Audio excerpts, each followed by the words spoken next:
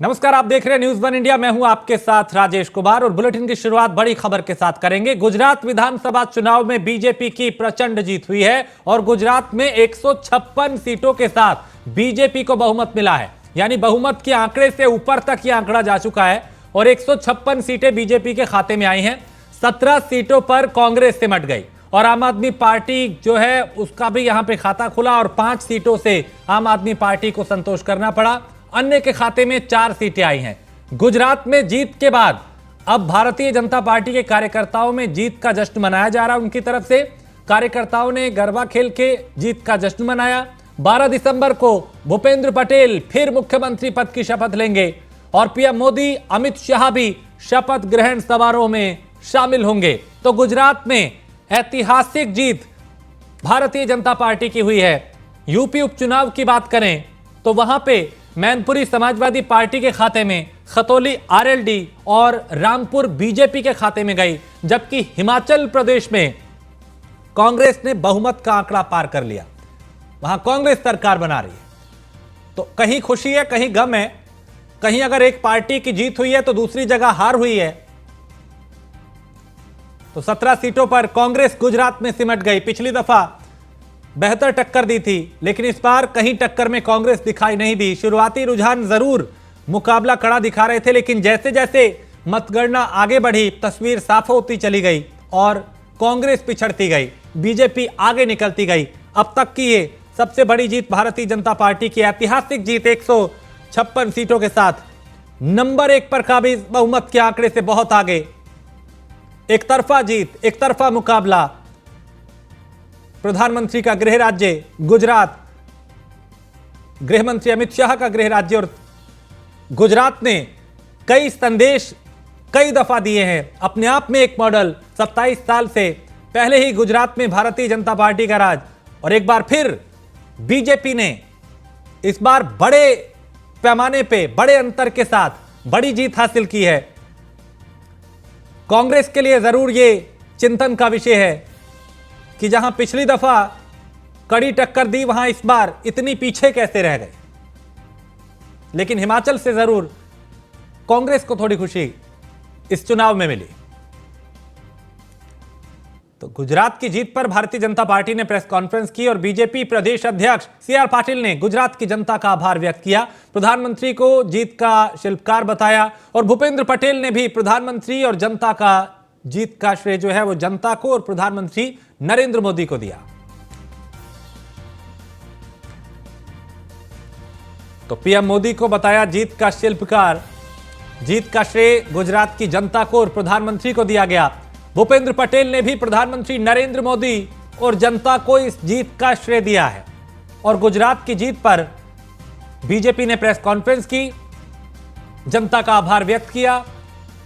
प्रदेश अध्यक्ष सीआर पाटिल ने गुजरात की जनता का आभार व्यक्त किया, उन्हें शुक्रिया कहा भरोसा करने के लिए एक बार फिर, और प्रधानमंत्री नरेंद्र मोदी को इस जीत का शिल्पकार बताया।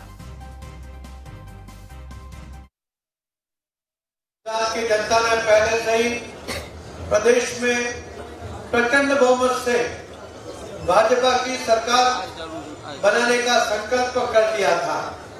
आज गुजरात की जनता ने अपना आशीर्वाद भारतीय जनता पार्टी को दे दिया है। मैं गुजरात की जनता का नतमस्तक होकर आभार प्रकट करता हूं।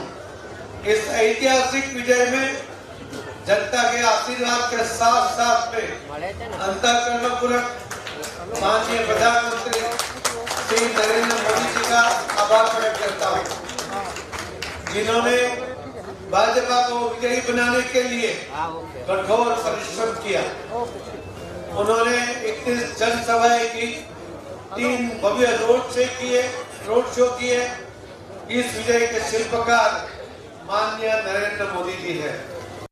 गुजरात विधानसभा चुनाव का जनादेश अब स्पष्ट हो गया है।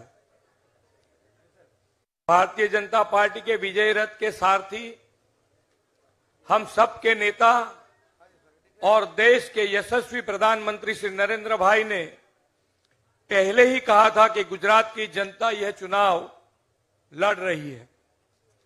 गुजरात की जनता ने यह मन बना लिया है कि 2 दशक से चली आ रही गुजरात की इस विकास यात्रा को अविरत चालू रखना है। और वास्तव में हुआ भी यही। गुजरात के लोगों ने एक और कार्यकाल के लिए श्री नरेंद्र भाई मोदी के नेतृत्व वाली भारतीय जनता पार्टी को राज्य के शासन की जिम्मेदारी सौंप दी है। एक बार फिर गुजरात के लोगों ने भारतीय जनता पार्टी और यशस्वी प्रधानमंत्री श्री नरेंद्र भाई मोदी पर अटूट भरोसा और विश्वास दिखाया है। गुजरात की जनता ने पहले से ही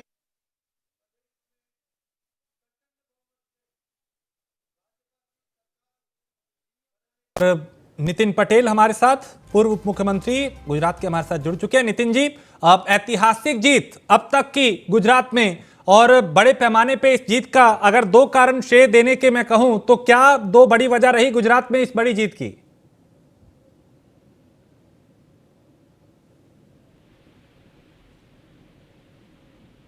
नितिन जी, आप सुन पा रहे हैं? मेरी आवाज उन तक नहीं पहुंच रही। तो प्रधानमंत्री नरेंद्र मोदी को जीत का शिल्पकार बताया गया। गुजरात में ऐतिहासिक जीत भारतीय जनता पार्टी की हुई और भूपेंद्र पटेल ने भी पीएम मोदी और जनता को जीत का श्रेय दिया। तो गुजरात की जीत पर बीजेपी ने प्रेस कॉन्फ्रेंस की, जनता का और प्रधानमंत्री का आभार व्यक्त किया गया।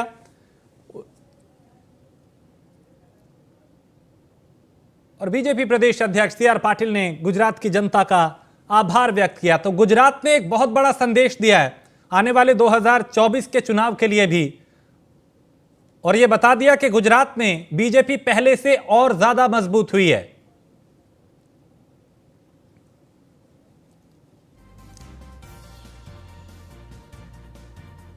बीजेपी प्रदेश अध्यक्ष CR पाटिल ने गुजरात की जनता का आभार व्यक्त किया।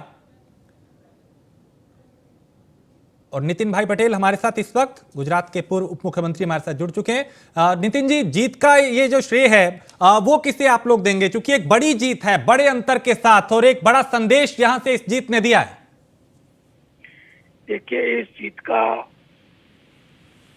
2 लोगों पर हम उसके आशीर्वाद से हुआ है। एक तो गुजरात के मतदार, वोटर्स, और दूसरे हमारे प्रधानमंत्री नरेंद्र भाई मोदी जी। हाँ। क्योंकि मोदी जी की जो अभी प्रतिष्ठा है, जो उनकी नामना है, जो उनका काम है, और गुजरात से उनका जो लगाव है जी, वो पूरे गुजरात के सभी गुजरातियों को बहुत पसंद है। और मोदी जी की जितनी भी रैलियां हुई, सभाएं हुई, रोड शो हुए, उसमें लाखों लाखों लोग पूरे गुजरात में उमटे। तो गुजरात की जनता का उनके प्रति बहुत प्रेम और विश्वास है। वो देखते हुए, और हमारी गुजरात सरकार की जो योजनाएं है, जो कामगिरी है, और भारत सरकार की जो योजनाएं और कामगिरी है, वो सब प्रजा को बहुत पसंद आती है। हाँ। और जिस प्रकार मोदी साहब ने पूरे देश का गौरव सम्मान पूरी दुनिया में बढ़ाया है, उसको देखते हुए हर एक गुजराती बहुत खुश है कि हमारे गुजरात के एक सपूत ने पूरे भारत की प्रतिष्ठा, नामना और गौरव बढ़ाया है, इसकी एकता और समृद्धि बढ़ाई है। तो उसको हमारे को सपोर्ट करना चाहिए, उनके साथ खड़ा रहना चाहिए। ऐसा करके ये 156 सीट पर लोगों ने हमको जीत दिलवाई है। नितिन जी, चूंकि पिछले कुछ चुनाव को हमने देखा तो चुनाव दर चुनाव भारतीय जनता पार्टी की सीटें कम हो रही थी, लेकिन इस बार इस चुनाव ने तो सारे रिकॉर्ड अब तक के तोड़ दिए। यानी गुजरात जो है वो अपने आप में एक बड़ा संदेश दे रहा है यहाँ पे। नहीं, बिल्कुल, मैंने बोला ना कि नरेंद्र भाई जी का नाम और उनका चेहरा और हमारी गुजरात सरकार की जो कामगिरी है और देश की सरकार की कामगिरी है, योजनाएं हैं, उसका लाभ सबको मिल रहा है। और खास करके हमारी सरकार में गुजरात की सबसे जरूरी नर्मदा योजना का काम पूर्ण हुआ, उसका लाभ गुजरातियों को बहुत बड़ी मात्रा में मिल रहा है। 4.5 करोड़ लोगों को पीने का शुद्ध पानी नर्मदा जी का मिल रहा है। 18 लाख हेक्टेयर में किसानों को इरिगेशन के लिए पानी मिलता है और इंडस्ट्री में भी पानी मिलता है। तो बहुत बड़ा लाभ जो नर्मदा के कारण गुजरात का हुआ, वो सिर्फ मोदी साहब के द्वारा ही, उनकी सरकार बनने के बाद जो मंजूरियां दी गई, इसके कारण पॉसिबल हुआ है। तो गुजरात की जनता ये सब जानती है जी, और इसलिए बीजेपी को लगातार सपोर्ट कर रही है। यानी आप ये कह रहे हैं कि गुजरात चूंकि अपने आप में एक मॉडल है सर, गुजरात का जिक्र किया जाता है देश के दूसरे राज्यों के लिए उसको उदाहरण के तौर पे। डबल हाँ इंजन जी। की सरकार ने डबल काम किया है और उसका संदेश इस मतदान में, इस नतीजों में दिखाई दे रहा है। हाँ, बिल्कुल दिखाई दे रहा है।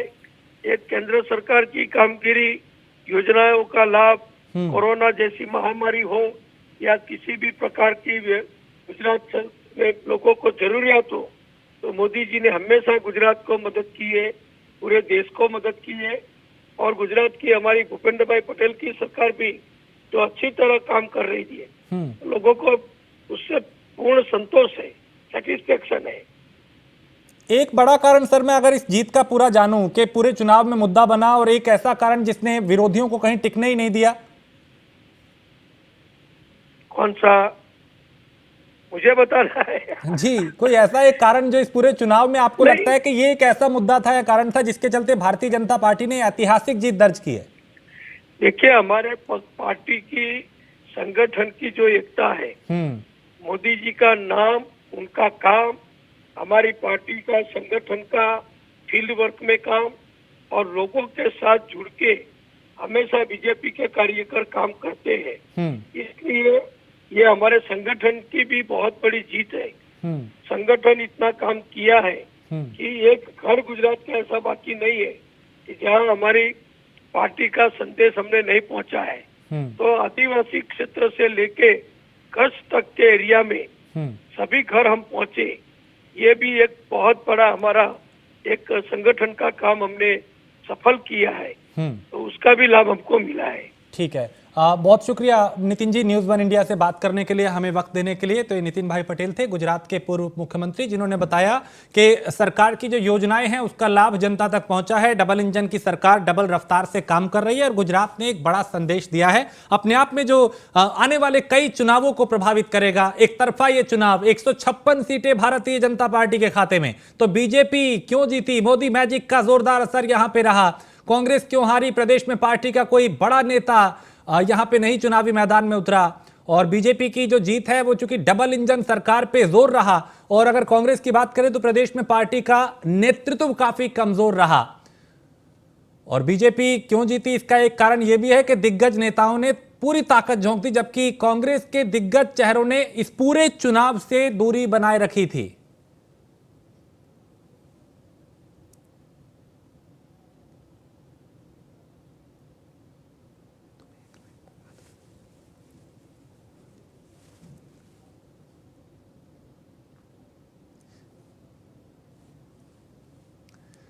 तो अब जीत के बाद जगह जगह जश्न की तस्वीरें आने लगी हैं। फिर चाहे बात उत्तराखंड की हो, बात बीजेपी शासित कई दूसरे राज्यों की हो, या फिर जम्मू कश्मीर की बात हो, तस्वीरें हर जगह से आने लगी हैं और जीत का जश्न मनाया जा रहा है। कहीं पे आतिशबाजी की गई, कहीं पे मिठाइयां बांटी गई और कहीं पर ढोल नगाड़ों पे कार्यकर्ता समर्थक थिरकते हुए नजर आए। चूंकि एक बड़ी जीत है, एक ऐतिहासिक जीत है, अपने आप में आत्मविश्वास बढ़ाने वाली ये जीत है गुजरात में भारतीय जनता पार्टी की। तो ढोल नगाड़ों की धुन पर यहां पे बीजेपी प्रदेश अध्यक्ष रविंद्र रैना भी थिरकते हुए नजर आए और हाथों में पार्टी का झंडा, उनके साथ कई कार्यकर्ता समर्थक भी यहां पे ढोल नगाड़ों पे जम के थिरके। कहीं मिठाइयां बांटी गई, कहीं आतिशबाजी की गई और अब ये खुशी जो है वो जाहिर की जा रही है, ना सिर्फ गुजरात में बल्कि जहां जहां भारतीय जनता पार्टी के कार्यकर्ता हैं, समर्थक हैं, संगठन है, सरकार है, नेता हैं, कार्यकर्ता हैं, एक दूसरे को मिठाई खिलाई जा रही है। ये देखिए, ये तस्वीरें, ढोल बज रहे हैं, उस पे प्रदेश अध्यक्ष जो हैं वो डांस करते हुए दिखाई दे रहे हैं। ये खुशी है और खुशी को अलग अलग तरीकों से जाहिर किया जा रहा है, कहीं मिठाइयां बांट के, कहीं नाच गाना करके और कहीं पर आतिशबाजी करके। गुजरात की जनता ने तो कमाल किया है और 7वीं बार प्रचंड बहुमत के साथ भारतीय जनता पार्टी की लगातार वहां सरकार बनी है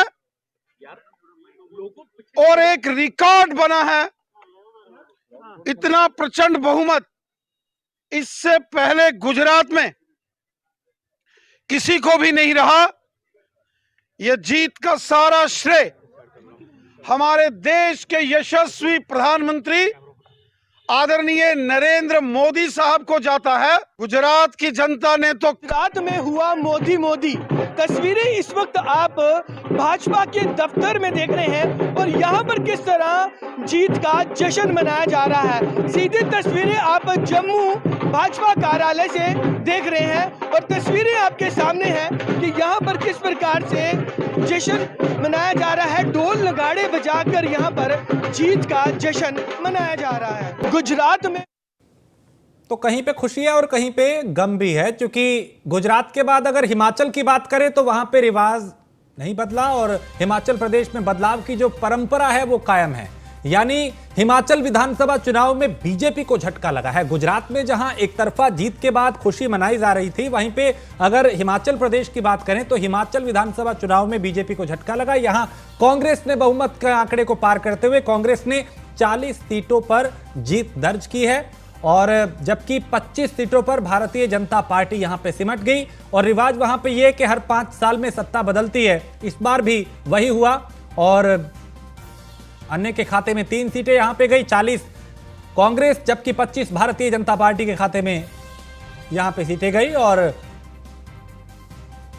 जो चुनाव है उसने कहीं पे किसी पार्टी को खुशी दी और कहीं पे गम दिया। अगर गुजरात की बात करें तो वहां बीजेपी गदगद है, एक तरफा जीत हुई है, वहां कांग्रेस मायूस है। और अगर हिमाचल की बात करें तो यहां पे बीजेपी हताश है, निराश है और कांग्रेस जो है वो उत्साहित है, क्योंकि यहां कांग्रेस ने जीत दर्ज की है। और ये चुनाव जो है अपने आप में कई तरह के संदेश दे रहे हैं 2024 से पहले। तो ये भी अपने आप में बड़ा सवाल है कि वो हिमाचल प्रदेश जो भारतीय जनता पार्टी के प्रदेश अध्यक्ष, राष्ट्रीय अध्यक्ष माफ कीजिएगा, भारतीय जनता पार्टी के जेपी नड्डा, उनका गृह राज्य अनुराग ठाकुर हिमाचल प्रदेश से आते हैं, उनके यहां पे अगर बीजेपी की हार हो रही है तो अपने आप में यह भी बड़े सवाल उठा रही है और बीजेपी इसको लेकर जाहिर है कि मंथन भी करेगी। तो देखिए, कहीं खुशी है कहीं गम है। एक तरफ गुजरात में बीजेपी बड़े पैमाने पे जीती तो हिमाचल प्रदेश में बीजेपी को हार का सामना करना पड़ा। यहां कांग्रेस कार्यकर्ता उत्साहित हैं और जीत के बाद वो जश्न मना रहे हैं। भी नतीजे आए हैं, उसमें मैं जनता के जनादेश का सम्मान करता हूं और हिमाचल प्रदेश की जनता का हृदय से आभार व्यक्त करता हूं कि 5 वर्ष हिमाचल प्रदेश की सेवा करने का अवसर प्राप्त हुआ और हर कदम पर सहयोग मिला है, समर्थन मिला है, बेहतर करने की कोशिश की है। लेकिन जिस प्रकार से जनमत अभी आया है तो हमारा विपक्ष को सत्ता मिलने की संभावना जो है वो पूर्ण होने की दिशा में है और मैं बधाई देता हूं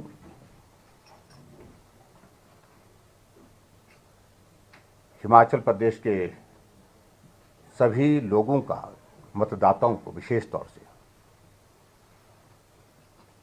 क्योंकि चुनाव की प्रक्रिया में उनका बहुत सकारात्मक सहयोग रहा है।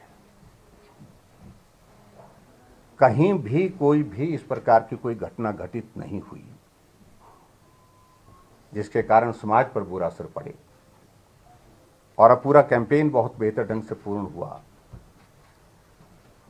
और मैं इस बात के लिए भी धन्यवाद करना चाहूंगा हिमाचल प्रदेश की जनता का कि मतदान में बहुत बढ़ चढ़ करके उन्होंने हिस्सा लिया है और अब की बार रिकॉर्ड मतदान हिमाचल प्रदेश में हुआ, सबसे बड़ा मतदान अब की बार हुआ है, उसके लिए भी मैं धन्यवाद करता हूं। और जनादेश का मैं सम्मान करते हुए आदरणीय प्रधानमंत्री नरेंद्र भाई मोदी जी का हृदय से आभार व्यक्त करता हूं, जो इन 5 वर्षों में हिमाचल प्रदेश के लिए उनके